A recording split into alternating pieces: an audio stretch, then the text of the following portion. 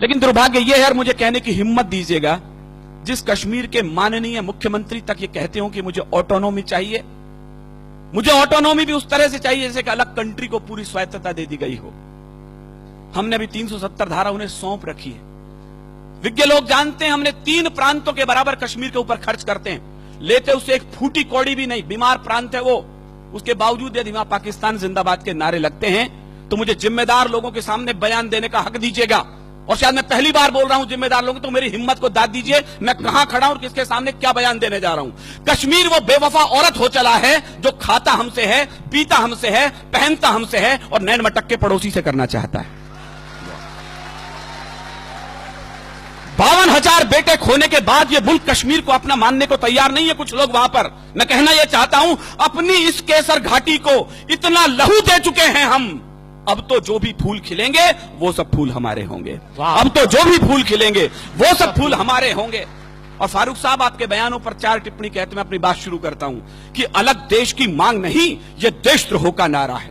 और कहीं कविता हो, भुवन जी जैसे बड़े भाई मेरे यहां बैठे, मैं आप तक पहुंचाता हूं। अलग देश की मांग नहीं, यह देशद्रोह का नारा है। ठंडी झीलों से निकला जो जलता सा अंगारा है, उन बेटों से गद्दारी है जो पर्वत पर सोए हैं। या पुलिस के जवान और सेना के जवान हैं, मैं आज की शाम उन्हें अपनी कविता सौंप रहा हूं। उन बेटों से गद्दारी है जो पर्वत पर सोए हैं, ना इंसाफी है उस मां से जिसने बेटे खोए हैं। और तुमको भी फारूक जी इसका, मुझे एक एक श्रोता के हाथ खड़े करके तालियां चाहिए इस बार मैं ठीक बोल रहा हूं तो, तुमको भी फारूक जी इसका सचमुच ध्यान रहा होता अगर तुम्हारा बेटा सीमा पर कुर्बान हुआ होता। अगर तुम्हारा बेटा सीमा पर कुर्बान हुआ होता, अगर तुम्हारा बेटा सीमा पर कुर्बान हुआ होता।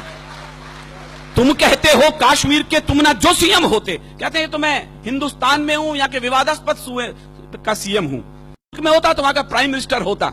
फारूक साहब, हिंदुस्तान में राजस्थान वो मिट्टी है जिसने इतिहासों को आईने दिखाए हैं, एक आईना मैं दिखाता हूं। तुम कहते हो कश्मीर के तुम ना जो सीएम होते, जाते पाकिस्तान वहां पर तुम उनके पीएम होते। फारूक जी अगर पाकिस्तान का, मुझे आपकी कमजोर तालियों के बीच कविता पढ़नी पड़ रही है, मेरा दुर्भाग्य भी हो सकता है। फारूक जी अगर पाकिस्तान का कुछ इतिहास पढ़े होते, फांसी के तख्ते पर तुम भी भुट्टो संग चढ़े होते। फांसी के तख्ते पर तुम भी भुट्टो संग चढ़े होते। फांसी के तख्ते पर तुम भी भुट्टो संग चढ़े होते। ये तो हम हैं जो गद्दारों को कुर्सी दे देते हैं, आस्तीन के सब सांपों को छाती पर सह लेते हैं। कोई रण में जीती भूमि भी वापस कर देता है, कोई सेना के लोहू से शाही को धो देता है, कोई मजहब के नारों से अलग देश बंटवाता है, कोई उग्रवादियों से जाकर हाथ मिलाता है। लेकिन ये तो हम लोगों की, मुझे केवल इशारे में नाम नहीं लेना, बोलना है, लेकिन ये तो हम लोगों की सब किस्मत में होना था। कुछ ऊंचे लोगों की गलती जीवन भर को ढोना था, कुछ ऊंचे लोगों की गलती जीवन भर को रोना था, कुछ ऊंचे लोगों की गलती जीवन भर को ढोना था। अच्छा होता, पता नहीं कितने लोग समझेंगे, अच्छा होता अगर पटेल कुछ लोगों को झटका देते, कुछ को आजादी मिलते ही फांसी पर लटका देते, कुछ को आजादी मिलते ही फांसी पर लटका देते। फिर ना कश्मीर का झंझट ना खूनी होली होती, फिर ना कश्मीर का झंझट ना खूनी होली होती, ना बंदूकों के साये में मेहंदी और रोली होती। अगर कबूतर श्वेत नहीं, यहां गुरु गोविंद सिंह के बेटे बैठे, मैं इनकी पगड़ी को गुरुद्वारा मान करके प्रणाम करना चाहता हूं। संजय ने अभी बताया, चुटकुलों की कौम बना के रख दिया हमने सरदारों को। माफ करें साहब, ये बलिदानों की सबसे बड़ी कौम थी। हमारे बड़े कवि बताते हैं 123 ऑथेंटिक फांसी हुई है पहले स्वाधीनता संग्राम में। आपकी तालियां इस बात को फख्र से बड़ा कर सकती है उनके बलिदान को कि 83 बेटे सिख मां की कोख ने दिए थे उसके लिए। क्या बात। हरिओम जी लिखते हैं, हम कर्जा खाए बैठे हैं गुरु गोविंद की कुर्बानी का, हम क्या एहसान चुकाएंगे उनकी आंखों के पानी का।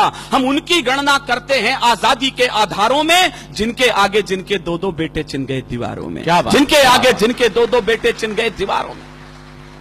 चापेकर बंधुओं के अलावा केवल दूसरा बलिदान गुरु गोविंद सिंह के परिवार से आता है। 4 बेटे थे, चारों के चारों युद्ध में और चमकौर के युद्ध में बलिदान हुए। 2 बेटे सरहिंद की दीवार में चिनवा दिए, 2 बेटे चमकौर के युद्ध में बलिदान हुए। रणक्षेत्र से दोनों बेटे आए मां के पास, मां प्यास लगी है। मां ने कहा शर्म नहीं आती रणक्षेत्र में खड़े हो, शत्रु के लहू से प्यास क्यों नहीं बुझा लेते। क्या बात। दोनों के दोनों बेटे बलिदान हो गए। मां की आंखों से आंसू आने लगे तो गुरु के पास गई, 4 बेटे थे, चारों तो बलिदान हो गए, अब क्या करूं इस खाली कोख का। जो उत्तर दिया गुरु गोविंद सिंह ने, मेरे रोंगटे खड़े होते हैं। देश धर्म के वास्ते वार दिए सुच्चार, मत बजाना विनीत चौहान की कविता पर तालियां। यदि उठ सके तो उन बलिदानियों के नाम उठे जिनकी बदौलत आज हम यहां खड़े हैं। देश धर्म के वास्ते वार दिए सुत चार, अरे चार मरे तो क्या हुआ, ये जीवित कई हजार। वाह वाह, चार मरे तो क्या हुआ, ये जीवित भाई, कई क्या बात है विनीत हजार। भाई, चार वाह, मरे वाह। तो क्या हुआ, ये जीवित कई हजार। वाह। अगर कबूतर श्वेत नहीं, मेरे इशारे की भाषा, मेरी मजबूरी देखिए मुझे किन लोगों के सामने क्या बोलना है और अपनी बात भी कहनी है। एक आग का दरिया है और तैर के जाना है। मुझे दोनों पक्ष प्रतिपक्ष के लोग बैठे हैं और अपनी बात कहनी है। अगर कबूतर श्वेत नहीं, मैं आपकी बौद्धिकता पर छोड़ता हूं, इशारे पर अपनी बात कहता हूं। अगर कबूतर श्वेत नहीं, हम गुरु के बात छोड़ देते तो लाहौर कराची को हम दिल्ली तलक जोड़ देते। वाह, वाह, तो वाह। लाहौर कराची को हम दिल्ली तलक जोड़ देते। अब भी अटल इरादे लेकर भारत के लोगों जागो, शांति मंत्र की पूजा छोड़ो, दुश्मन पर गोले दागो। शांति मंत्र की पूजा छोड़ो, दुश्मन पर गोले दागो।